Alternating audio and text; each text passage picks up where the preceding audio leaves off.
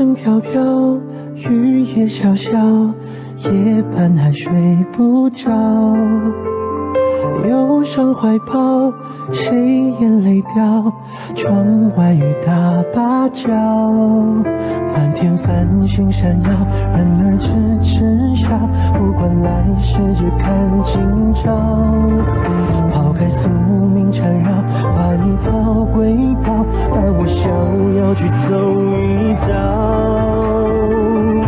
山外还有山比山高，半山腰，一生尽泪要往出潮。人外还有人忘不掉，你怀抱夜夜都是关前幕僚。 Aku tidak tahu sejak kapan tepatnya dunia berubah menjadi seperti ini. Virus mengerikan mulai menghantui umat manusia, hingga merenggut puluhan nyawa. Dalam waktu kurang lebih 2 pekan, aku menghela nafas, membuat hawa yang keluar dari mulut ini perlahan mengepul di udara. Hari itu sudah memasuki musim dingin. Sembari memasukkan telapak tangan ke dalam saku kot, aku berjalan dengan tergesa-gesa di jalanan yang masih dipenuhi lalu lalang orang Tionghoa itu. Sejenak ku pandang langit. Segerombolan burung terbang menuju ke arah barat.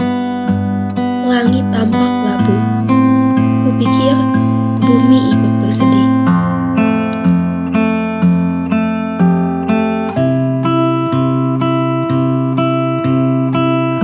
Berak.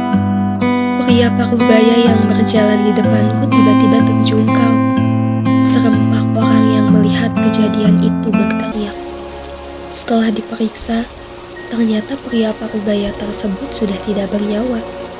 Kemudian satu persatu orang-orang di jalan itu mengalami hal yang serupa. Sampai tidak terhitung jumlahnya. Tubuhku seakan membatu.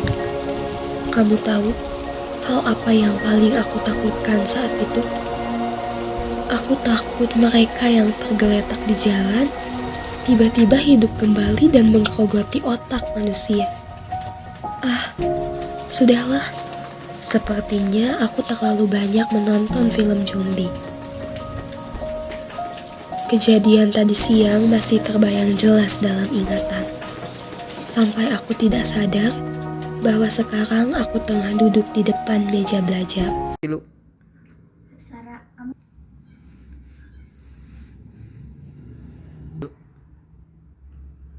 Sebenarnya aku tidak baik-baik saja nih, Anci.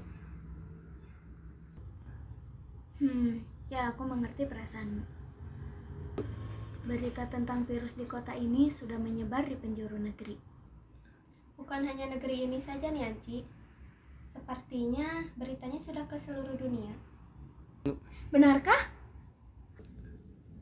Iya, bahkan kemarin keluargaku di Indonesia langsung menelponku. Katanya mereka khawatir karena melihat keadaan di berita. Sebenarnya dari mana virus ini berasal? Mengapa virus ini bisa menjadi mematikan? Nianci, saat ini banyak pertanyaan di kepalaku. Sampai-sampai kepalaku merasa hapus. Dari kabar burung yang tersebar, katanya virus ini berasal dari pasar hewan liar. Tapi ada juga yang bilang kalau virus ini disebabkan karena kebocoran sebuah laboratorium. Bahkan ada juga yang beranggapan bahwa virus ini berasal ajar dari Tuhan.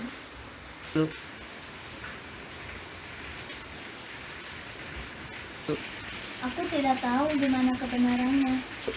Tapi saat ini pasar hewan liar diyakini sebagai tempat virus ini berasal. Lagi pula kenapa sih orang Tionghoa suka makan hewan liar? Kamu kan orang Tionghoa, Nianci. Oh iya Hafsa, katanya mulai besok penduduk Wuhan harus melakukan isolasi. Tidak boleh keluar rumah. Sepertinya kita akan terkurung dalam asrama membosankan ini.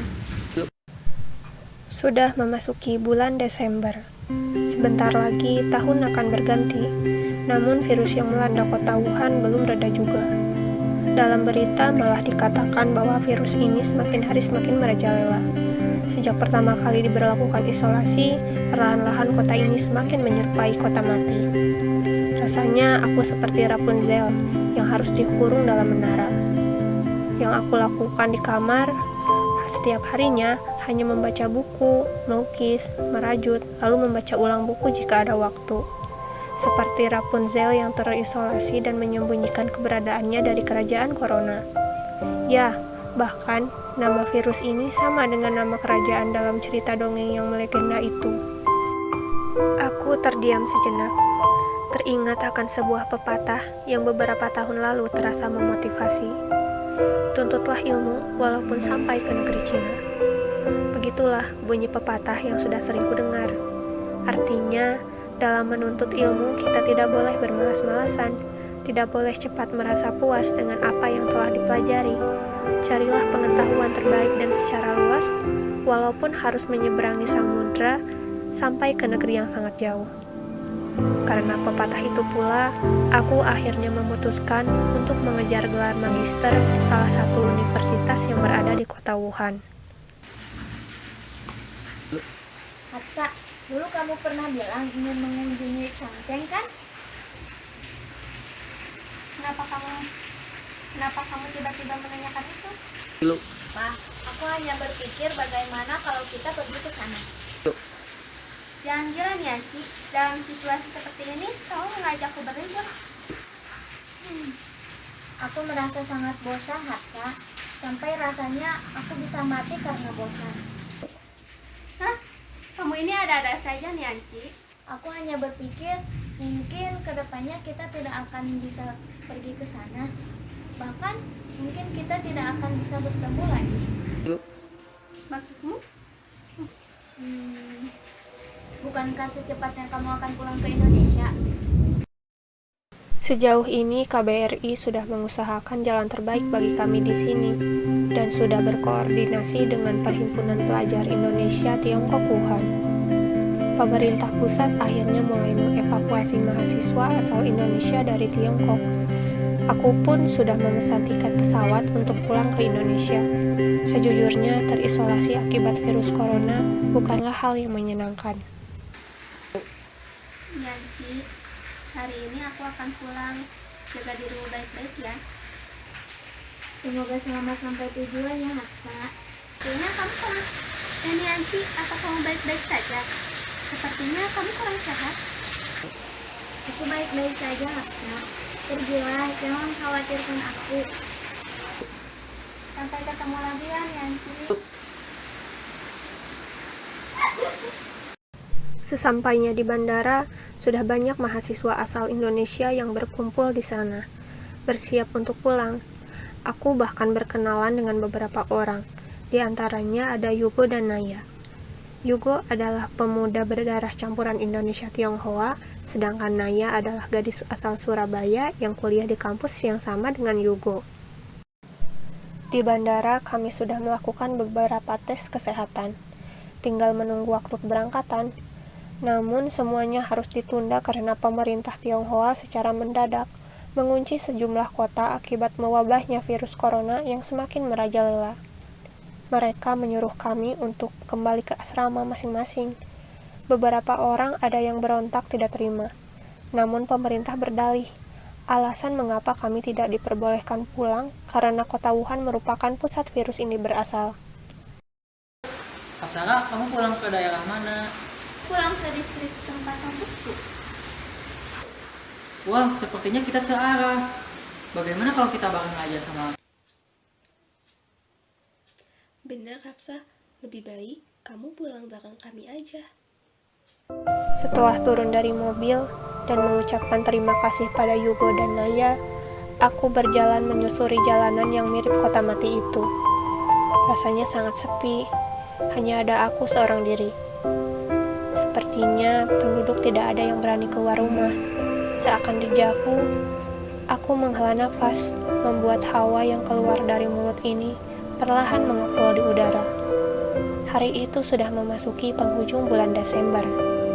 Aku berjalan sembari memasukkan tangan kiri ke dalam saku kot dan tangan kanan menarik koper. Sejenak ku pandang langit. Awan kelabu mulai berarak menutupi langit biru. Lalu setelahnya, hujan turun dengan deras.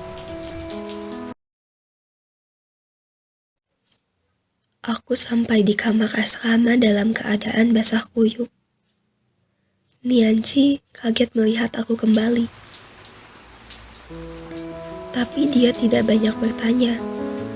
Kurasa dia benar-benar memahami situasi yang kualami. Malamnya aku langsung demam sampai tidak bisa bangun dari tempat tidur. Hapsa, kenapa kamu sangat ingin pergi ke Wan Li Changcheng? Karena Wali Changcheng merupakan salah satu keajaiban dunia. Yanci, tinggi tembok ini berapa meter sih? Kira-kira 6 meter. Kenapa memangnya? Tidak. Sepertinya tembok Pulau Paradis lebih tinggi daripada ini. Apa itu Pulau Paradis? Memangnya ada tembok raksasa yang lebih tinggi dari Wan Li Changcheng? Sudahlah Nianci, kamu tidak akan paham. Aku terbangun dari tidurku. Sepertinya aku bermimpi mengunjungi Wan Li Changcheng bersama Nianci. Mimpi yang indah. Aku tidak ingat sudah tidur berapa lama. Seluruh badanku terasa sakit. Bahkan demamku sepertinya makin tinggi.